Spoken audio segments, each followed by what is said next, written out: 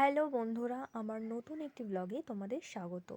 আজ আমি ব্রেকফাস্ট থেকে ইভিনিং স্ন্যাক্স পর্যন্ত কি কি খেলাম সবটাই এই ভিডিওর মাধ্যমে শেয়ার করব।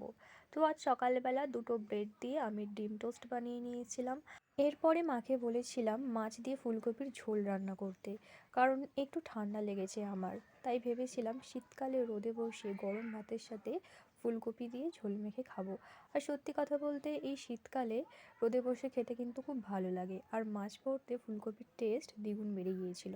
এই দেখো, একটা মাছ এক্সট্রা ছিল। এবার এই একটা মাছ কিভাবে চারজনকে ভাগ করে দেবে, এই কথা ভেবে ভেবে আমি ভাবলাম এই একটা মাছ আর একটা আলু দিয়ে আমি চপ বানিয়ে নিই। তো এর জন্য আমি পেঁয়াজ লঙ্কা কুচি ভেজে নিয়ে আদা রসুন বাটা আর ভেজে একটু জিরে গুঁড়ো করে দিয়ে দিয়েছিলাম।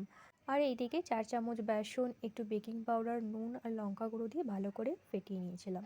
আর হ্যাঁ, চপের আলুকে শক্ত রাখার যদি কোনো টিপস তোমাদের জানা থাকে অবশ্যই আমাকে বলো, কারণ এগুলো যখন বেসনের মধ্যে দিচ্ছিলাম তখন ভেঙে যাচ্ছিল। এরপরে আসি চপের কথায়। তো চপগুলোকে দেখতে হয়তো চপের মতো হয়নি, মানে কালারটা আরেকটু হয়তো লাল হতো, কিন্তু গরম গরম ভেজে মাকে দেওয়ার পর মা বলল কালকে বাজার থেকে যে চপ আনা হয়েছিল তার থেকে খেতে কিন্তু খুব সুন্দর হয়েছে, এবার থেকে খাওয়ার ইচ্ছা হলে বাড়িতেই বানিয়ে নিবি। এখন তাহলে আসি, দেখা হচ্ছে আবার নেক্সট ভিডিও।